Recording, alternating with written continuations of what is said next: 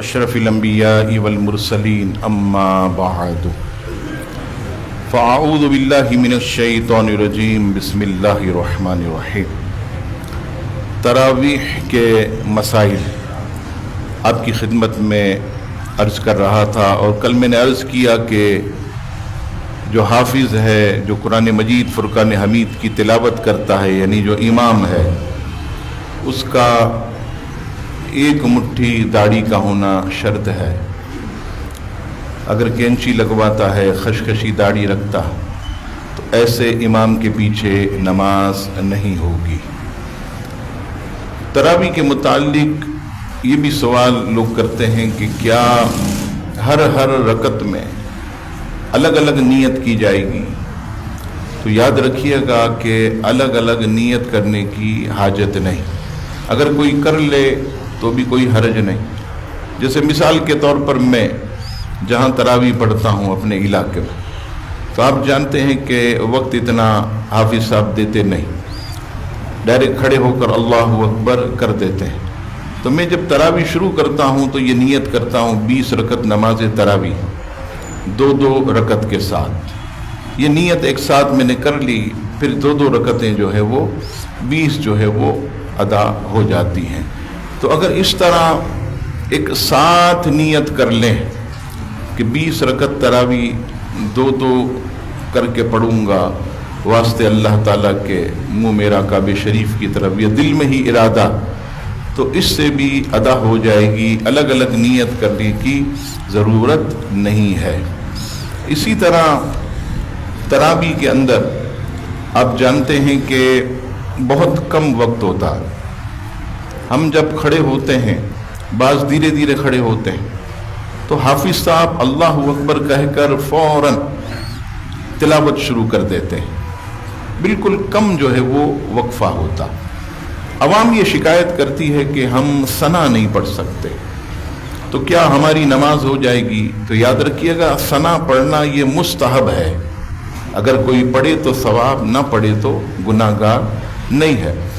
تو ثنا یہ مستحب ہے، بہت افضل اور بہتر ہے کہ اگر پڑھا جائے، لیکن اگر کوئی دھیرے دھیرے کھڑے ہوا اور اللہ اکبر کہا اور حافظ صاحب نے الحمدللہ رب العالمین الرحمن الرحیم، تو پھر مقتدی خاموش رہے گا، مقتدی جو ہے وہ ثنا نہیں پڑھے گا، کیونکہ رب کریم کا ارشاد ہے کہ جب قرآن پڑھا جائے تو خاموشی کے ساتھ سنو۔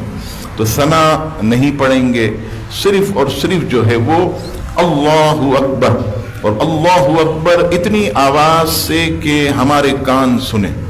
اگر کسی نے جلدی جلدی میں ایسے ہاتھ اٹھا کر باندھ لیے، یاد رکھیے گا یہ اس کی تکبیر تحریمہ نہیں ہوگی، اس کی نماز شروع ہی نہیں، کیونکہ کانوں پر ہاتھ لے جانا یہ سنت ہے، لیکن اللہ اکبر یہ اتنی آواز سے کہنا کہ آپ کے کان خود سنیں، یہ نماز کے فرائض میں سے بھی ہے اور نماز کے شرائط میں سے بھی۔ یہ دیکھیے آپ کہ پہلا فرض نماز کا تکبیر تحریمہ، نماز کے شرائط میں بھی آپ کو تکبیر تحریمہ کہ اللہ اکبر اتنی آواز سے کہیں کہ آپ کے کان سنیں، آپ کے کان سنیں، ورنہ نماز شروع ہی نہیں ہوگی، اور نماز شروع نہیں ہوئی تو پھر ہمارا اجر و ثواب بھی ہمیں نہیں ملے گا۔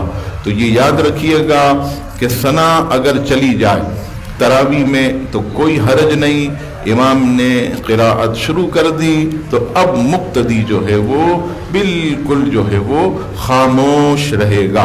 اسی طرح التحیات میں بھی ہوتا ہے۔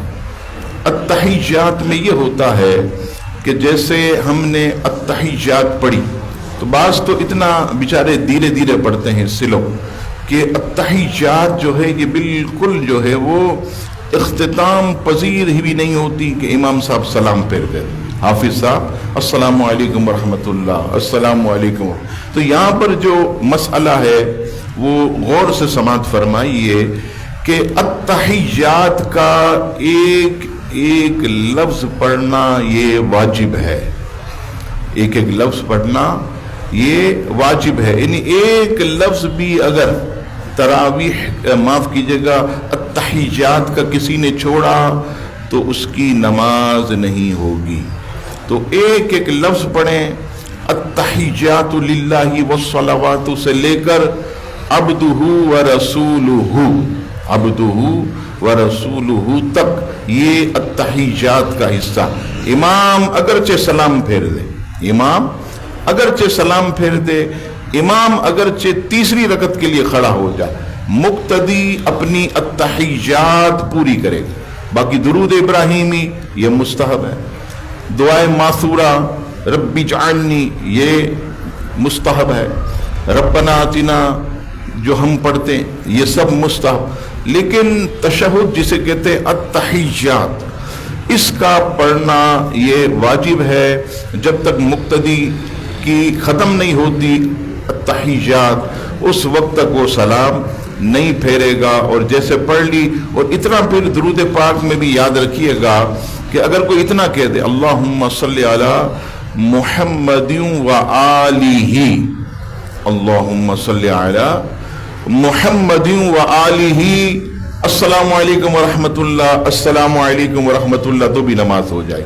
جو قضاء عمری ہے اس میں بھی علماء یہی حکم دیتے ہیں کہ قضاء عمری جو ہے یہ قرض ہے اللہ تعالیٰ کی طرف سے. جو جب بالغ ہونے کے بعد ہماری نمازیں جو رہ گئی تو اس میں بھی علماء یہ کہتے ہیں کہ قرض جلدی جلدی ادا کرو اور التحیات پوری پڑھنے کے بعد اللہم صلی علی محمد و آلہ کہہ کر سلام پھیر دو، تاکہ جتنا جلدی ہو آپ کا نمازوں کا قرض جو ہے یہ اترتا رہے. تو یاد رکھیے گا اگر کوئی اتنا کہہ دے تو اس کا تشہد میں بیٹھنا جو ہے وہ ادا ہو جائے گا. کوئی پریشان نہ ہو کہ ہماری نماز نہیں ہوگی یا ہماری نماز مکمل نہیں ہوئی، امام صاحب نے جو ہے وہ جلدی سلام پھیر دیا، اس میں کوئی جو ہے وہ حرج نہیں ہے. اسی طرح رکوع اور سجود کی تسبیح میں بھی یہی حکم.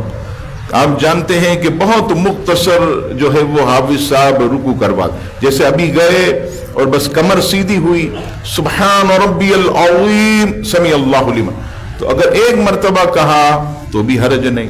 سجدہ بھی مختصر ہوتا سبحان ربی الاعلی اللہ اکبر اللہ اکبر، تو اس میں بھی جو ہے کوئی حرج نہیں. اگر رکوع اور سجود کی تسبیح اگر ایک مرتبہ پڑھ لیں یا ایک مرتبہ بھی نہیں پڑھ سکا، کوئی بہت ہی زیادہ ٹھنڈا آدمی ہے اور وہ ایسے سکون سے جا رہا ہے رکوع میں، اب وہ رکوع میں گیا، امام صاحب نے کہہ دیا سمیع اللہ لمن حمیدہ اور اس نے ایک مرتبہ بھی نہیں کہا، تو بھی اس کی نماز جو ہے وہ امام کے پیچھے ہو جائے گی.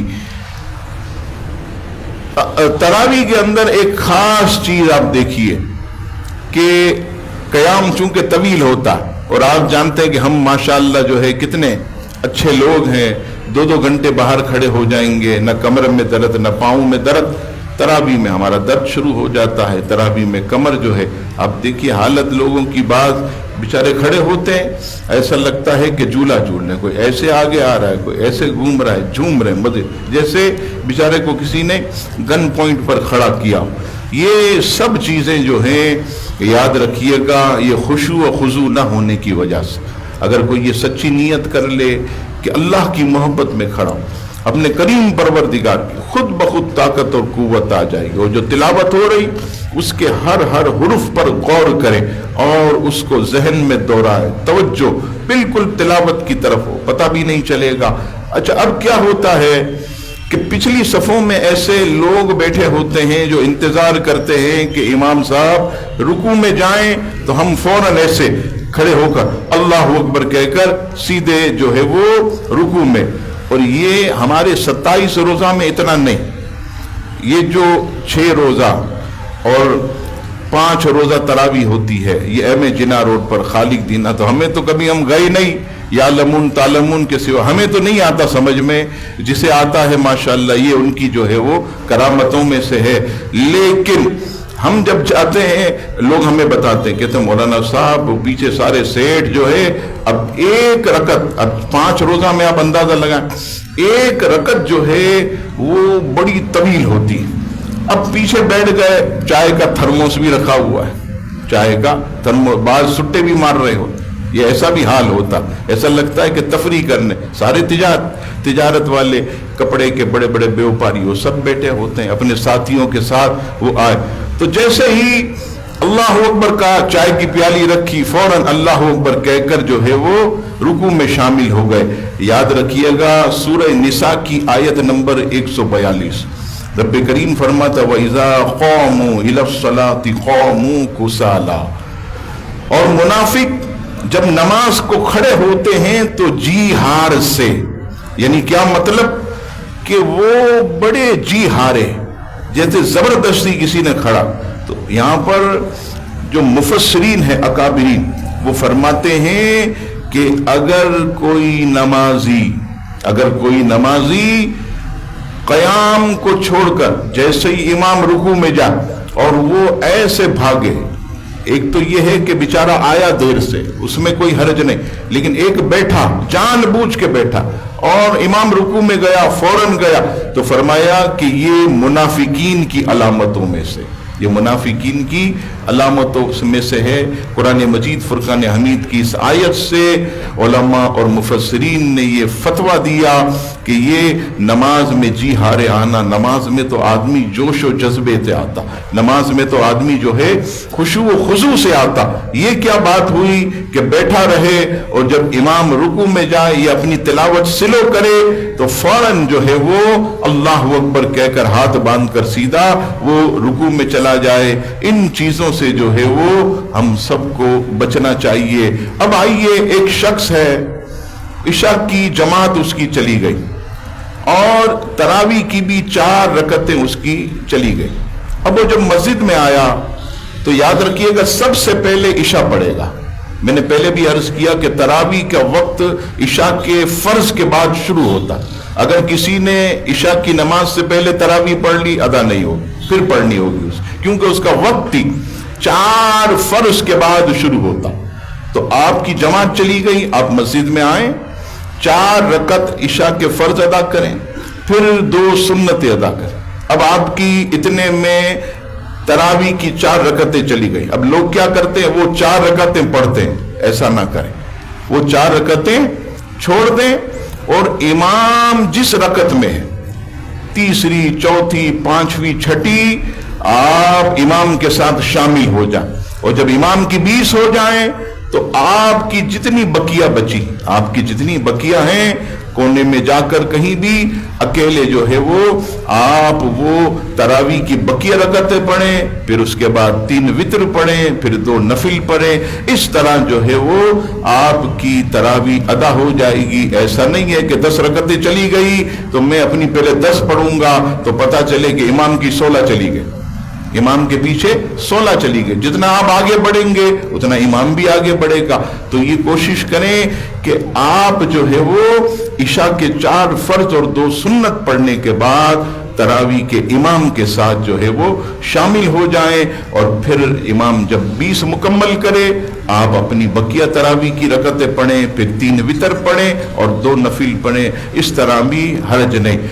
اسی طرح کسی نے یہ مسئلہ پوچھا کہ اگر کوئی شخص عشاء کی نماز جماعت کے ساتھ کسی دوسرے امام کے ساتھ پڑھے تراویح کسی اور امام کے ساتھ پڑھے وتر کسی اور امام کے پیچھے تو کس میں کوئی حرج ہے؟ کوئی حرج نہیں. مثلا ایک مثال دیتا ہوں. ہمارے سامنے مدرسے میں ہوتی ہے تراویح. اب لوگوں نے یہاں عشاء کی نماز جماعت سے پڑھی یہاں الگ امام ہے وہاں جا کر انہوں نے جو ہے وہ نماز پڑھی تراویح کی الگ حافظ صاحب ہیں پھر اس کے بعد وتر میں الگ. تو ایسی صورت میں جو ہے وہ نماز ادا ہو جائے گی. الگ الگ پڑھنے میں کوئی حرج نہیں. یہ مختصر مسائل میں نے عرض کیے. بقیہ انشاءاللہ آپ کی خدمت میں کل عرض کروں گا. اللہ تعالی ہم سب پر اپنا خاص فضل فرمائے.